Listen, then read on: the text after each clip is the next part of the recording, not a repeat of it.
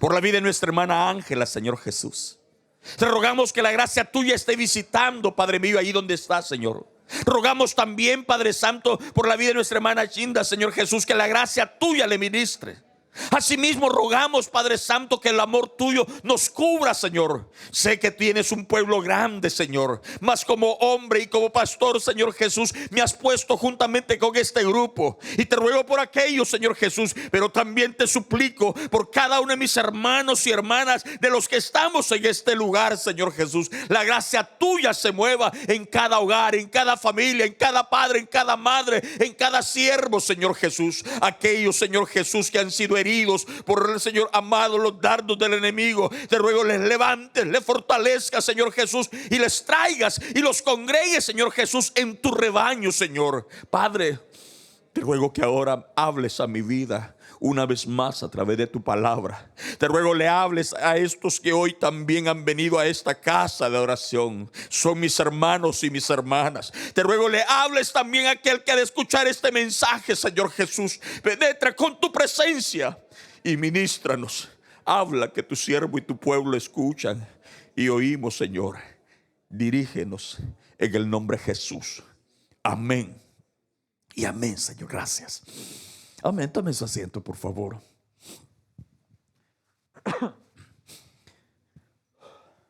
Quiero compartir con ustedes esta mañana el tema: un corazón compungido que alcanza la gracia de Dios. Les decía hace un momento que íbamos a hablar acerca de aquella congregación o de aquel grupo de hermanos. Se cree que quizá fueron 120 personas que recibieron la orden y el mensaje de parte de Dios de que se congregaran y de que no se fueran a mover de Jerusalén, porque Dios tenía promesas y tiene promesas para aquellos que de una u otra manera decidimos tomar la posición, hermanos amados, de querer obedecerle, querer agradarle. No que seamos o sean hombres perfectos o mujeres perfectas. No.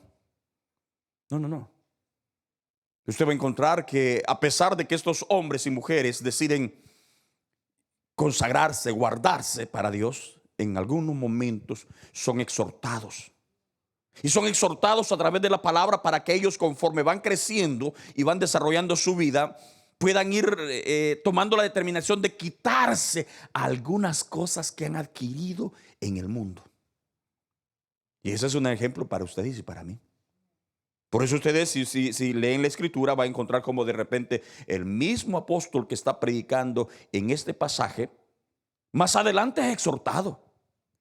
Más adelante es exhortado y Dios le dice: no llames inmundo lo que yo he declarado limpio. Porque Pedro estaba llamando inmundo y no entendía y creía que lo inmundo era lo que él miraba con los ojos. Más tarde él se da cuenta que Dios lo lleva a reunirse con un hombre y una familia que no eran judíos. Y a esos que no eran judíos él los había tratado como inmundos prácticamente. Pero ya Dios le ha dado una lección y le dice: no los llames inmundos. Y Pedro se da cuenta que cuando ya está en la casa de un hombre llamado Cornelio, él se da cuenta que aquello que él había tenido en visión no se refería a los animales, sino se refería al trato con sus semejantes. Porque el judío miraba con indiferencia al romano y al griego. Y esa mentalidad tenía que ser borrada, quitada dentro de Pedro. Y Dios tiene que exhortarlo. Es decir, que aunque él era el apóstol, él cada día iba mejorando. Tenía cosas que tenía que erradicarlas. ¿Saben qué me enseña eso? Un hombre como ustedes y como yo. Una persona con virtudes y con errores. Pero él toma la determinación de querer amar a Dios. Por eso dice la escritura que entonces el grupo de gente decide obedecerle a Dios. Y se congregan. Deciden no moverse de Israel y quedarse básicamente en Jerusalén y empezar a adorar a Dios. Adorar a Dios, que es lo que estuvimos meditando prácticamente el domingo pasado. Y están allí. Y Dios, al ver Y al observar eso, la presencia de Dios se mueve tan lindo ahí en ese grupo de hermanos, que Dios decide cumplir una promesa que estaba estipulada y estaba escrita siglo antes atrás a través de un profeta llamado Joel. Había escrito y había dado una promesa. Dice: en el postrer tiempo voy a derramar mi espíritu sobre toda carne, sobre los jóvenes, sobre los adultos y aún sobre aquellos que dicen que ya están muy ancianos. También lo voy a derramar. Era una promesa, pero no se había cumplido. Pero ahora esa promesa se va a cumplir cuando aquel grupo de hermanos deciden obedecer la palabra de Dios. Nota cómo Dios puede bendecirnos cuando nosotros tomamos una determinación. Cuando tomamos una determinación de querer honrar a Dios. De que no te detienes aún a pesar de que quizás en la casa te digan: ese tu carácter que tenés no cambia. Y tú dices: no, tengo que ir a la presencia de Dios, tengo que ir a la casa de Dios. Y bueno, se reúnen y llegan. Ahí dice la escritura que a eso de las 7, 9 de la mañana, eso están adorando. Y el Espíritu Santo se mueve y se derrama por primera vez. Ya no sobre solo uno, porque en el Antiguo Testamento el Espíritu Santo se derramaba, pero solo en algunos, en individual, en algunas personas específicas. Usted no lo va a ver que el Espíritu Santo se está derramando en toditos. No. Solo en unos poquitos. El único momento en que encontramos que el Espíritu Santo se derrama aquí así a nivel global y agarra un buen grupo es el momento en que Moisés está orando por los líderes. ¿Entiende? Allí el Espíritu Santo cayó sobre todos. Y Josué se siente mal porque dice: mira, Moisés, fíjate que allá afuera hay otros 2 que se han quedado, dijo, y están afuera del grupo, dijo, y están hablando también lo mismo que tú. Pero allí vemos el accionar del Espíritu moviéndose. Pero ahora la promesa se va a cumplir sobre todos. El Espíritu Santo desciende cuando tú y yo decidimos creerle a la palabra de Dios. Venís a ser portador de la presencia de Dios. Venís a ser portador de la gracia de Dios. En ti viene a radicar la gloria de Dios. Te convertís en un vaso del poder, de la presencia de Dios. Tu mente ya no sos vos, sino que la mente del Señor empieza a orar en ti. Y se cumple lo que dice un salmo: deleítate en Jehová y Jehová te concederá. ¿Qué cosa? Las peticiones de tu corazón. Y entonces uno dice: bueno, si yo me deleito, entonces Dios me va a regalar un carro. No, es que cuando vos te deleitas en Dios, aprendes a pensar igual que Él. Aprendes a ver la vida tal como Él la ve. Tú no puedes decir que te estás deleitando en Dios y viendo la vida como el mundo la ve. ¿Están conmigo? Pero cuando usted realmente se está deleitando en Dios, usted dice, y ahí Dios empieza a proveer. Pero vean, a pesar de que el poder de Dios se está moviendo, hay un grupo que de repente está perdiendo esa promesa. Hay un grupo de gente que de repente, aunque la verdad de Dios se está cumpliendo y se está manifestando, y hay vasos que se han convertido en receptores de esa presencia divina, hay un grupo de personas que no están gozando de eso, que tienen conocimiento, que tienen ideas, pero no lo llevan a concreto. Y ese es el caso. A pesar de eso, hay un grupo de gente que son judíos. ¿Sabe qué es lo que hacen ese grupo de judíos que aparece ahí? Dentro de religiosos. Cuando ven que aquel grupo, valga la redundancia, de hermanos y hermanas están congregados y están recibiendo el Espíritu Santo y las promesas están cumpliendo en ellos, ¿saben qué hacen ellos? ¿Saben qué hacen nosotros? Criticarlos. Nosotros como seres humanos nos encanta la crítica. Yo no, usted, amén, no, pastor. ¿Y entonces por qué pasas prendido en Facebook?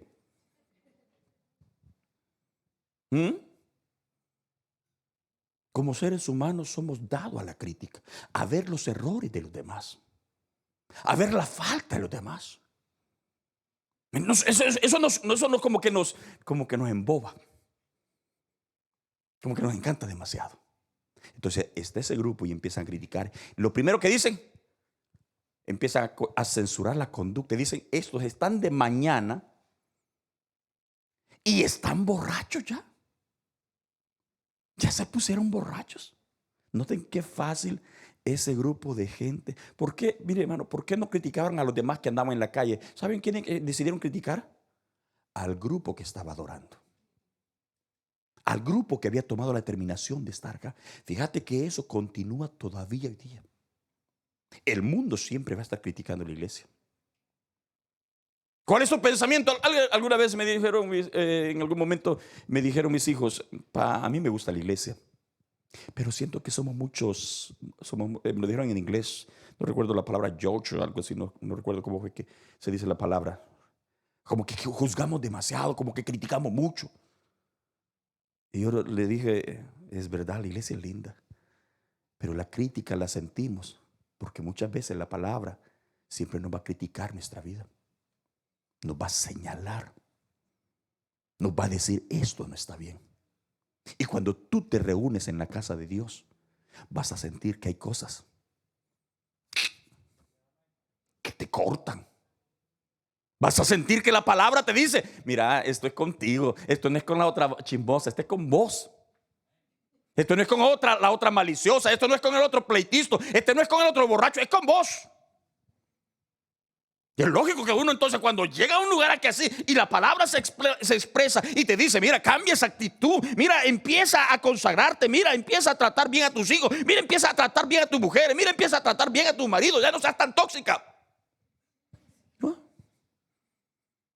Es lógico que usted va a decir, me lo están diciendo a mí, me lo están tirando a mí.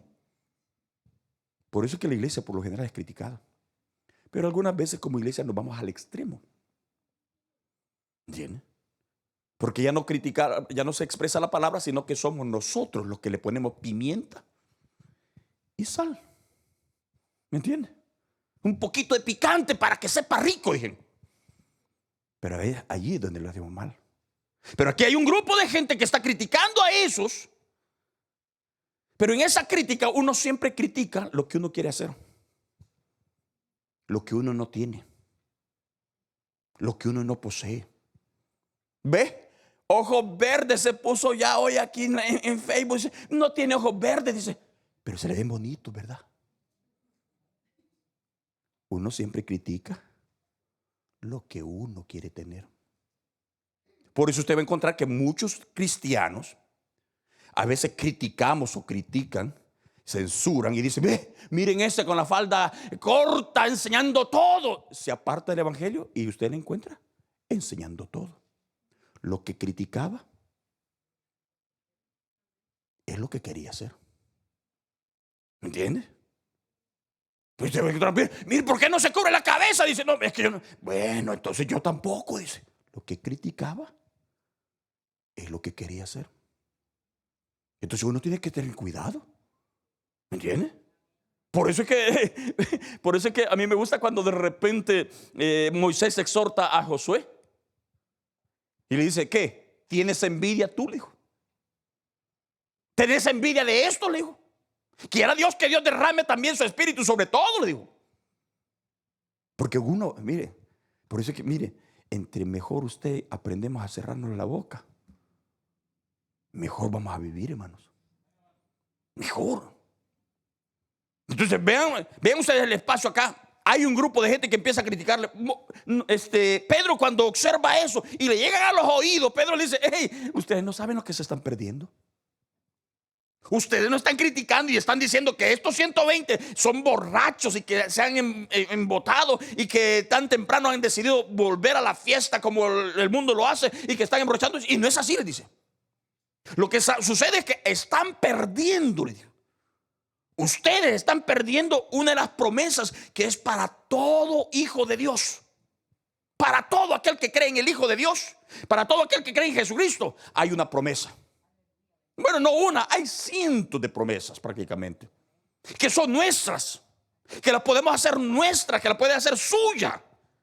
Pero a veces, hermano amado, por nuestra condición de nuestro corazón incrédulo, dudoso, perdemos eso. Y cuando vemos que otros, ¿qué siente usted cuando de repente alguien va prosperando? ¿Mm? Cuando alguien viene en carro nuevo, ¿qué dice usted?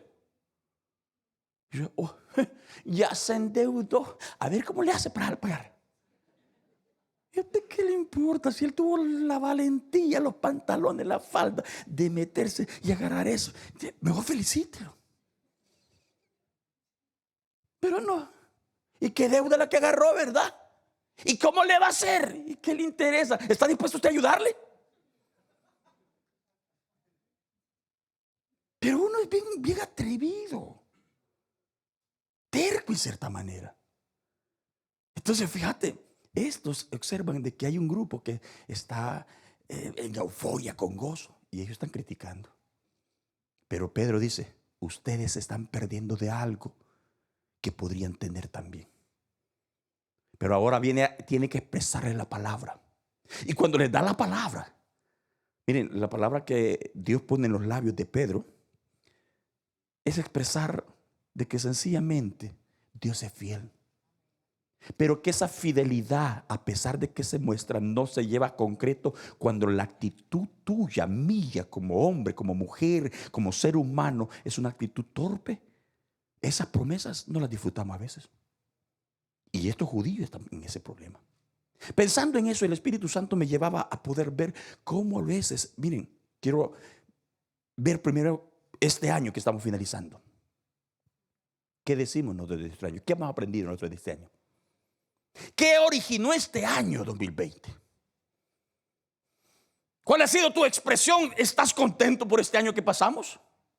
O tú dices, no, este año ha sido pésimo. El año de 20 más 20, el año de la cuarentena, el año de andar en el desierto. Pero si ves con los ojos espirituales, te vas a dar cuenta que este año ha sido tan bueno y tan lindo, porque Dios ha hecho una cosa. Le ha enseñado al hombre que solamente es hombre.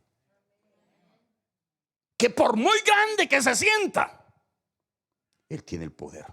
Y no es que yo sea un masoquista, hermanos. Es que le gusta que lo traten mal, que lo golpeen. No soy nada de eso, hermano. Ni un pesimista en eso, no. Pero hay que abrir los ojos y la realidad. Y ver la vida no como el mundo la ve.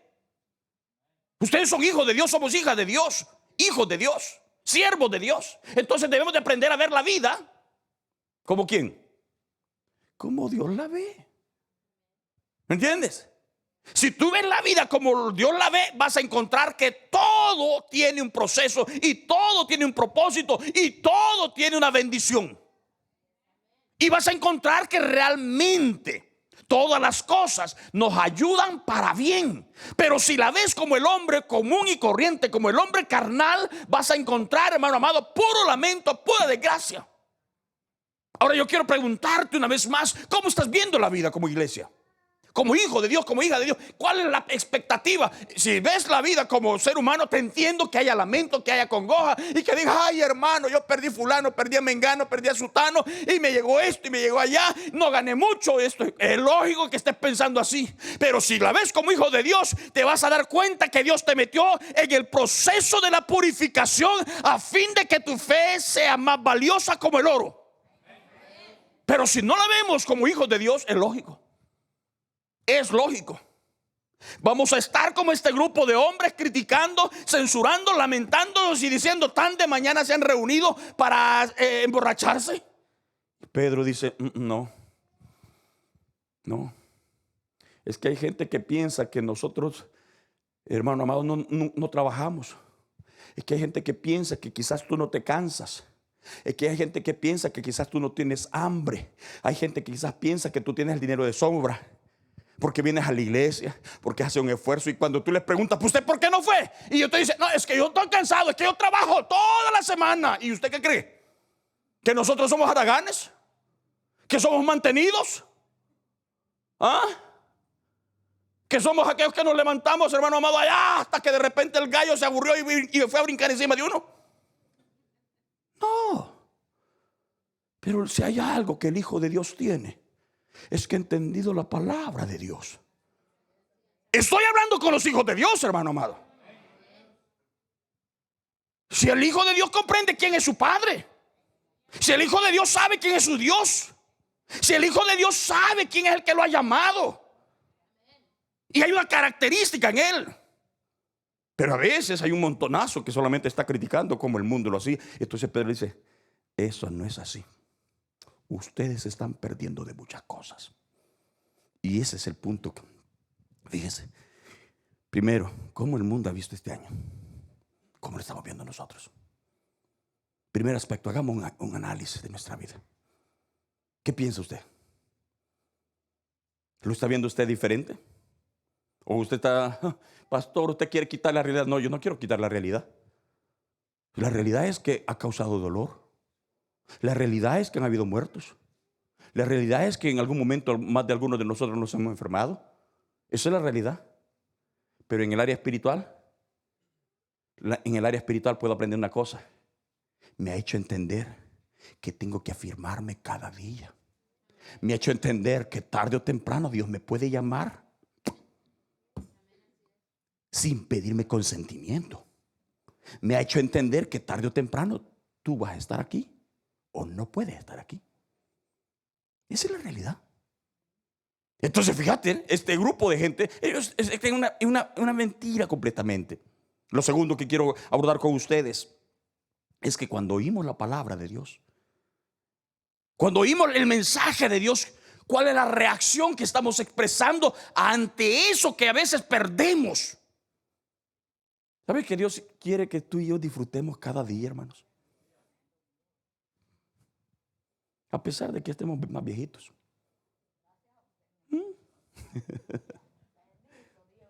A pesar de que algunas veces los años caigan. Yo estaba recordando, me levanté en la mañana y me recordé de un programa que allá en el cantoncito de donde yo vengo salía en había un canal de televisión que se llamaba Jardín Infantil. Y mandaban a todos los niñitos allí a concursar. Y había un poema que era chiquitito. Y yo me lo aprendía porque lo miraba todos los domingos. Buena mañana. Tal vez algunos de ustedes se acuerdan de los niños que decían, mi madre es una rosa, decía. Mi padre es un clavel. Y yo soy un botoncito. Usted, como que hay muchos contemporáneos míos, ¿verdad? Un botoncito acabado de nacer, decían. Era la exclamación y todo. Después venía el payaso. Un aplauso para el niño que entendió eso. Dios espera que disfrutemos cada día. A pesar del dolor, a pesar de las dificultades que tenemos. Te pregunto, ¿estás disfrutando lo que Dios te ha dado hasta ese momento? ¿Sienten ustedes que ha valido la pena? Aunque duele, muchas veces. Pero algo Dios tiene, el cuidado, el control. Y alabo al Señor porque a eso nos motivaba la alabanza hace un ratico. Aunque no ando poniéndome de acuerdo con los músicos, decirle canten esto. Eso no es algo, eso es el Espíritu Santo que siempre va a hacer las cosas. Pero fíjense, lo segundo, ¿qué tanto estamos disfrutando de lo que Dios nos da? Entonces cuando Dios ve que el pueblo empieza a llorar, cuando Dios ve que el pueblo está sufriendo, ¿saben qué es lo que Dios puede enviar? Su palabra. Cuando Dios te ve llorar, cuando Dios te ve sufrir, cuando Dios te ve en una situación dolorosa, cuando Dios te ve en una situación que no estás haciendo ni gozando las cosas como deberías de gozarlas, Dios envía su palabra. Así de sencillo. Dios no es de esos seres que se quedan con los ojos cerrados y dice, ay, que se vaya a pegar pues en la torre, que se quiebren los dientes, que le vaya mal. Dios no es ese ser. Dios no es ese ser que se goza en ver a otros sufrir como la vecina envidiosa, ¿verdad? Eso no es Dios. Dios siempre trae la dirección para el hombre, para la mujer. Dios siempre va a querer que tú seas prosperado. Dios siempre va a querer que tú vivas largos días. Dios siempre va a querer que tú vivas la eternidad junto con Él. Dios es más, hermanos amados, la Biblia me enseña que Dios creó esta naturaleza para que yo la disfrute. Puso los árboles, puso las flores, puso las estrellas, puso todo, puso el aire, puso el agua, puso todo, hermano amado, para que la máxima expresión de amor que son ustedes y yo, disfrutemos de todo. Pero cuando nosotros no estamos disfrutando las cosas como deberíamos de ser, Dios envía su palabra. Deje el hombre perverso su camino. Cuando hice esa palabra, ¿qué sentimos? ¿Cuál es la posición nuestra, hermanos amados? Fíjate que este grupo demuestra algo que ustedes y yo debíamos de tener continuamente. Y a mí me gustaba esto. Oyeron la palabra y Pedro empieza a exhortarles y dice: ¿saben qué? Dejen de estar hablando que ellos son borrachos. No, ¿saben lo que está pasando? Dios está derramando su espíritu y el espíritu está siendo derramado sobre toditos. Estos judíos sabían que hablar del Espíritu Santo era saber de que también ese espíritu había hablado en los profetas y habían hombres que habían sido grandes porque el Espíritu Santo había radicado en ellos. Ahora Pedro dice: este grupo está recibiendo el Espíritu Santo, van a ser grandes. Pero no solamente ellos, ustedes también pueden gozar y recibir esa promesa. Y ellos se alegran cuando oyen eso. Imaginas que digan: oh, pastor, la lotería vaya casi llegando a 400 millones de dólares. Aleluya. Y algunos dicen: voy a comprar. Y otros dicen: no seas ingenuo para que te lo ganes. Pero ¿qué pasaría si dijeran: mira, te la vamos a regalar a vos? Vos podés recibir todo. Uno pregunta: ¿y cómo? ¿Cómo puedo hacerlo? Y alguien le dice: mira, solo escribí esto y esto y esto. Punto. Decir. Pues a estos hombres les dijeron: ustedes pueden recibir eso, pero la palabra tiene que decirte: haz esto. Haz esto. Entonces fíjate, el apóstol empieza a predicar y empieza a decirle la predicación de Pedro. Uno no va a encontrar que solamente es hablar: recibe a Jesús. No. ¿Saben qué consiste la predicación de Pedro? Si ustedes lo han leído, ese capítulo 2, la predicación de Pedro le empieza a decir: ustedes con sus acciones, con el corazón terco, crucificaron a Jesús. ¿Saben lo que Pedro está haciendo a través del mensaje de la palabra? Está sacando a luz las acciones torcidas de aquel pueblo. Cuando vos escuchas el mensaje, seguro es que en algún momento Dios te va a decir: esas acciones que estás cometiendo son acciones torcidas. Tu desobediencia te va a llevar al castigo. Tu desobediencia te va a llevar a perder tus amigos. Tu desobediencia te va a llevar a perder los seres queridos. Tu desobediencia te va a llevar a ser excluido. Y uno dice: pero a usted qué le importa, ¿para qué habla? Dice: no, es que si quieres cambiar las cosas, se te tiene que decir la verdad. ¿Cuántos de ustedes alguna vez han querido arreglar los documentos por inmigración? Dice: yo quiero arreglar ya fui a un abogado, pero el abogado, le voy a contar lo que nos pasó a nosotros, por ejemplo, a su servidor. Hace algunos años me dijeron: mire, usted puede arreglar. Y yo fui del abogado y el abogado me dice: ¿sabe qué? Dele gracias a Dios que tiene su tax ID, me dijo. Usted no puede hacer nada, me dijo. Y eso me dijo el abogado. Y la gente dijo: ¿cómo que eso le dijo el abogado? Sí, eso usted no puede decir nada. Ay, espérese, me dijo. Era un abogado sin dirección, sin instrucción, pero era la realidad. Mira, Dios quiere que tú cambies tu condición, pero tiene que ponerte en claro cuál es tu estado en este momento.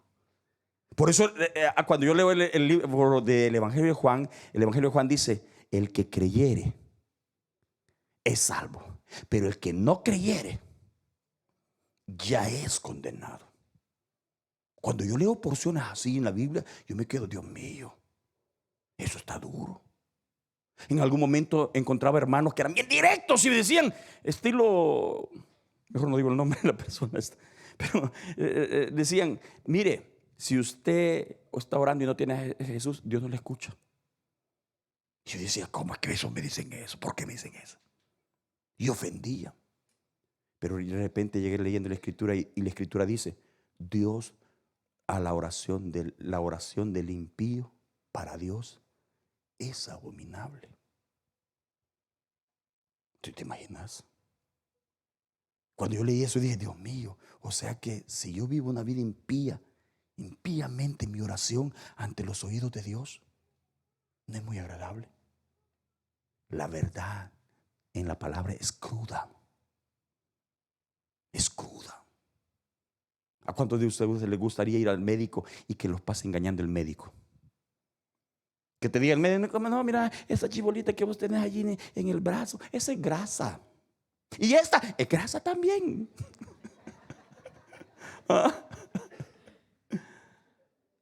Y esto es grasa también. Y el médico llame a los familiares tuyos y les diga, a ella le dije que es grasa, pero en verdad lo que es un tumor.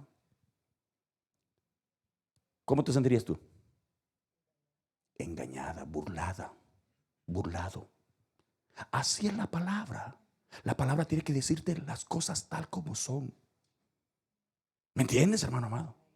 ¿Tienes al hijo? Tienes la vida. ¿No tienes al hijo? Tienes muerte. Pero es que yo puedo orar. No, nadie puede ir al Padre si no es por el Hijo.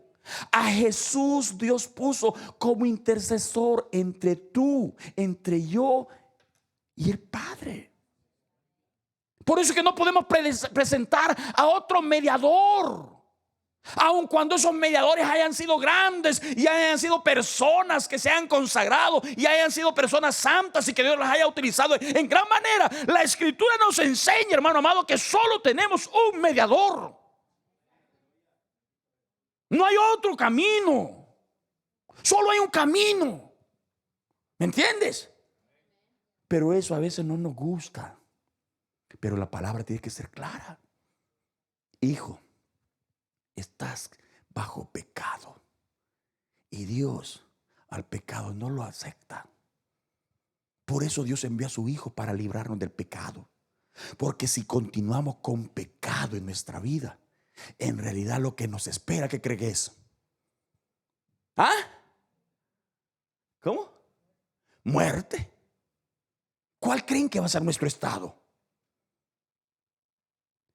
Sencillo, aunque no nos guste decirlo, el infierno. No se oye muy atractivo, no se oye muy halagador, pero se te tiene que exponer la realidad. Entonces eso hizo Pedro, con este grupo. Cuando este grupo oyó ese mensaje, miren la actitud que preciosa. Verso 37, ¿lo tienen? Al oír esto se compungieron de corazón y dijeron a Pedro y a los otros apóstoles: varones hermanos. Estoy en el verso 37. Cuando oyeron ese mensaje, el corazón de ellos se compungió. Y yo buscaba otro pasaje, y buscaba otro pasaje, y buscaba otro pasaje, y siempre encuentro esa misma palabra. Entonces dije, voy a buscar qué significa compungirse. Y compungirse significa quebrantarse. Compungirse significa llenarse de tristeza. Cuando se llena de tristeza, y tú lo puedes buscar. El corazón de ellos se compungió cuando oyeron el mensaje, cuando oyeron la situación, cuando oyeron lo que habían hecho, cuando oyeron la situación de ellos, cuando vieron la realidad. Ellos se compungieron al oír esa palabra. Y esa actitud es la que tú y yo tendríamos que tener cada vez que escuchamos la palabra, cada vez que oímos la palabra, cada vez que leemos la palabra. Nuestro corazón debería compungirse. Debería compungirse. Porque compungirse, decíamos, llenarse de tristeza, quebrantarse. Y yo me enfoqué y dije, bueno, cuando yo me quebranto, cuando mi corazón se llena de tristeza. Y el concepto es claro: uno se llena de tristeza al ver el dolor de los demás. Se compunge, se quebranta y dice: ay, pobrecita, pobrecito, qué situación la que vive. Pero ¿cuánto nos compungimos cuando vemos nuestra situación? Cuando la palabra te dice: mira Fernando, mira hermano, mira Antonio, mira Juana, mira fulana, mira, esta es tu situación, ¿te compungís? Estos se compungieron y dijeron: tristeza por mí. Algunas veces solo tenemos dolores de pecho, ¿entiendes? Y uno sale para la casa y dice: ¿cómo pude haberlo hecho? ¿Cómo pude haber metido la pata? ¿Cómo pude haber la regué, hombre? Y uno va lamentándose y llega a la casa y le dice: ¿y qué te pasa? Que te veo pensativo. ¿Y qué te sucede? ¿Qué te sucedió? Y uno dice: es que fíjate que la regué, hombre. Pero no hay cosa más tremenda, regarla por la eternidad. Eso es fatal. Y tu vida, tu alma, no es para que dure 85 o 110 años. Tu vida y tu alma va a durar la eternidad. ¿Cómo? Dios puso en ustedes y en mí la eternidad en nuestras almas. Está escrito que el hombre viva una vez y después, pues muera o se vaya a la presencia del Señor de un solo, si el Señor viene. Pero ¿sabe qué? Después de la muerte vayamos a estar con nuestro Dios y cada uno de nosotros reciba lo que tenemos que recibir. ¿Ah? Eternidad. Así que no te preocupes, querido. Vas a vivir eternamente. No esperes que te hielen, que te congelen. Por si los médicos, no. Vamos a vivir eternamente. Lo único, o vivimos junto a Dios, o vivimos disfrutando de lo que sembramos en la tierra. Entonces, fíjate, ¿qué hicieron ellos? Se compungieron. Ese compungimiento, y digo, Señor, ¿y cuál es mi actitud cuando digo tu palabra? ¿Cuál es nuestra actitud, queridos? Cuando leemos la palabra. Fíjate que la palabra de Dios tiene una cosa linda. Dios siempre ha hablado. Siempre. El libro de Hebreo dice, Dios habiéndonos hablado de muchas maneras, de muchas formas. En estos tiempos, dice, nos ha hablado a través de su Hijo, dice. Claro, está fresquito. ¿De qué manera Dios te ha hablado a ti? ¿Ah? ¿Cuándo has oído a Dios hablarte a través de la palabra? De muchas maneras. Mira, en este año que hemos finalizado, que estamos a punto de finalizar, Dios le habló a la humanidad. A toditos. De una manera muy particular. No fue un predicador que dijo, oh, viene la peste negra, perdón, no, la peste negra, no, viene esta situación. No fue eso. Fue algo que se pudo percibir. Sencillo. Entonces Dios te va a hablar, fíjate, te puede hablar por la manera escrita, te va a hablar de la manera oral y te va a hablar también con lo que rodea tu vida. ¿Con cuál desaprendemos más? Miren, el sabio, el hombre sabio, es el que aprende de los errores de los demás. Es el que aprende que cuando lo lee dice, oh, esto es lo que a Dios le agrada. Entonces, Dios siempre ha estado hablando. Ahí el tercer aspecto de esta tarde, de esta mañana. Dios siempre ha estado hablando. Y le habló. Cuarto aspecto. ¿Cómo nos compungimos nosotros? Nos compungimos al oír la palabra de Dios. Estos se compungieron. Y la forma, el quebrantamiento, la tristeza del corazón de ellos lo llevó a decir, ¿qué hago? ¿Qué hago?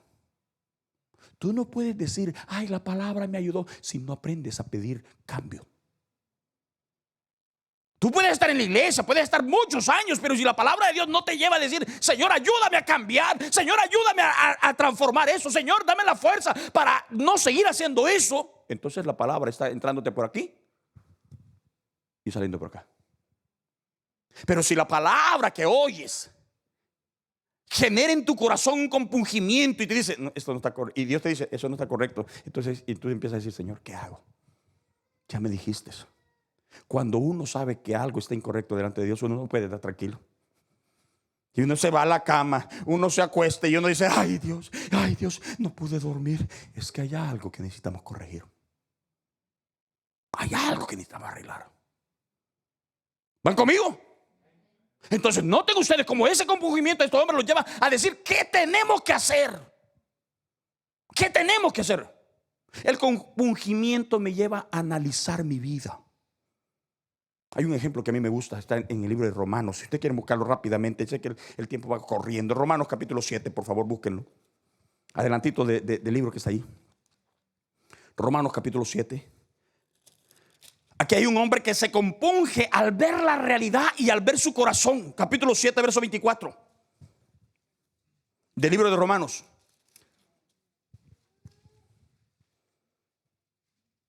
O leamos desde el verso 21. Así que queriendo yo hacer el bien, hallo esta ley, que el mal está en mí, porque según el hombre interior me deleito en la ley de Dios, pero veo otra ley en mis miembros, es decir, en mis huesos, en mi carne, que se revela contra la ley de mi mente y que me lleva cautivo a la ley del pecado que está en mis miembros. Y dice el verso 24: miserable de mí, ¿quién me librará de este cuerpo? Aquí es Pablo. Pablo está haciendo un examen de la vida y él dice: bueno, yo quiero hacer las cosas de Dios, pero encuentro algo en mi mente, encuentro algo dentro de mí, que yo quiero honrar a Dios, pero hay algo que me impulsa a hacer lo malo. Hay algo que me impulsa a desear lo que no debo de desear. Él empieza a analizar eso. ¿Te has parado tú algún día y dices: hombre, yo quiero agradar a Dios, pero cómo me gusta esto? Mira, yo quiero quitarme el vicio, pero cómo me gusta la cerveza, dice alguno. Cómo me gusta el licor. Este 24 lo sentí apagado, dijo alguien por ahí, porque no hubieron chelas. Cuando tú empiezas a analizar tu vida, empiezas a darte cuenta de la realidad. Y Pablo dice: esto, yo quiero hablar a Dios, dice, pero en mi mente, en mi cuerpo hay una ley que me impide. Él está viendo la realidad. Y entonces él llega a exclamar y dice: ¡qué miserable soy! Y lo escribe. Él no es de esos que ocultan. Él lo escribe y dice: ¡qué miserable soy! Ante esa situación de él dice: bueno, pero si estoy miserable, ¿cuál es mi salida? ¿Cuál es mi opción? Y él, cuando empieza a ver eso, él se da cuenta que no hay otra opción. La única opción que encuentra es que Jesucristo es el que le puede ayudar. ¿Estás examinando tu vida? Hay muchos que podemos encontrar, muchos pasajes. Lastimosamente no. Hay otras personas, hermano amado, que se compungen cuando ven la situación y se vuelven más tiernos. ¿Te acuerdas tú por ejemplo, del capítulo 15 de Lucas? Dice que hubo un joven que le pidió la herencia a su padre y se fue a malgastarla y todo. Su situación fue tan tremenda que dice que la escritura que al final se acabó todo y le dieron trabajo cuidando los cerdos, y él miraba que los cerdos comían más rico que él. Cuando él observa eso, él empieza a examinarse y su corazón empieza a compungirse y dice: qué tremendo, qué mala situación la que tengo yo. Es lo que el hijo pródigo dijo: ¿dónde he caído? ¿Qué tan bajo he caído? Y empieza a examinar todo y empieza a darse cuenta que él está viviendo peor que un pordiosero. Y él dice: ¿qué hago? ¿Qué hago? Tengo que cambiar esta situación. ¿Y sabe qué es lo que hace él? Ya sé, dijo, me voy a levantar, dijo, me voy a cambiar, ya dijo, voy a levantarme, ya no voy a seguir cuidando cerdos, ya no voy a seguir deseando las algarrobas que tienen los cerdos, ya no voy a seguir hediendo como cerdo. Dijo: no, me voy a levantar, digo, y voy a ir a la casa de mi padre y le diré: Padre, he pecado contra el cielo y contra ti. No soy digno que me llames hijo tuyo, pero por favor, trátame aunque sea como uno de tus jornaleros. Su corazón se quebrantó al ver la situación. ¿Tú por qué no te has quebrantado todavía? ¿Por qué seguís con esa actitud de rebeldía? Tú que me escuchás allí a través de los medios de la red. Es que tenemos otra opción. Cuando oímos la palabra tenemos la otra opción: endurecernos, llenarnos de soberbia y decir: hoy viene enojado el pastor, como ya cumplió años, se hizo más viejito y le está afectando. No, mi amado, es que muchas veces a nosotros no nos gusta que nos censuren. El vivir en este mundo nos hace también que nos acomodemos. Pero fíjate, perdona que diga la palabra acomodarte. La Biblia no utiliza la palabra acomodarse. La Biblia utiliza la palabra endurecerse. La Biblia no dice: se acomodó el hermano a ser peor que un dominguero, a un mesero. Pero no sé, desistir de la iglesia una vez al mes, pues. Antes decíamos era el domingo, pero hoy hay domingo nada más y a veces ni los domingos venimos. ¿Entiende? Con todo el debido respeto. ¿Entiende? No voy a salir enojado ni emprobado. Pero fíjense, la Biblia no dice se acomodó. La Biblia dice: te endureciste. te ensoberbeciste, te llenaste de vanagloria. Fíjate, ¿cuál es nuestra actitud? Todos, el efecto, todo está en el corazón. Ante la palabra uno dice, a mí no me interesa. Cuando uno empieza a endurecerse y a envanecerse o a llenarse de necedad o de soberbia, ¿sabes lo que uno trata de hacer, hermano? ¿Sabes qué es lo que uno hace? Uno trata de desviar esa mirada, esa palabra para otro.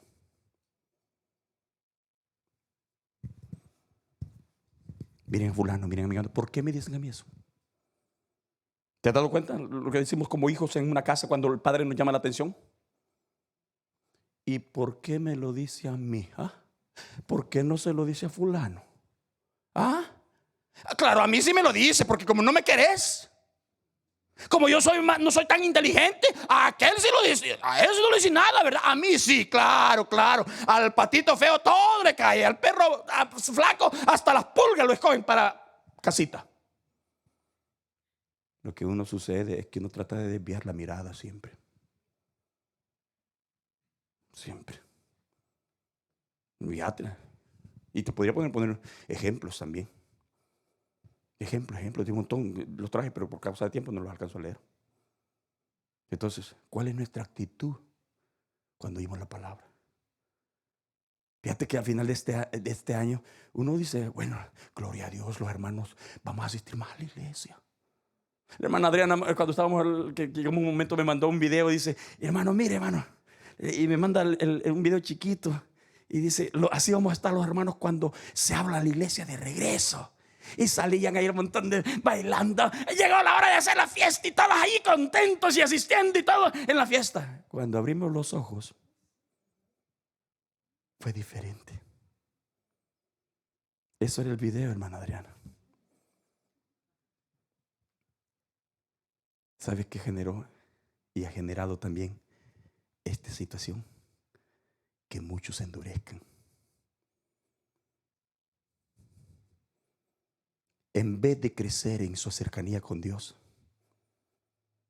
bajaron tanto, porque sintieron que su fe no les ajustaba, porque sintieron que lo que habían creado se estaba desboronando. Es que habían edificado su casa sobre la arena y ha dado temor de perder todo. ¿Cuál es nuestra actitud? Fíjate que hay un proverbio y él dice, no seáis, hijo mío, cuando veas el vino rojear, cuando lo veas que se ve rojito como tinto y lo veas y te den ganas de tomarlo, no lo tomes, porque te puede pasar. Bueno, mejor vayan conmigo, por favor. Libro de Proverbios, por favor, búsquenlo. Proverbios está después de los Salmos, capítulo 23.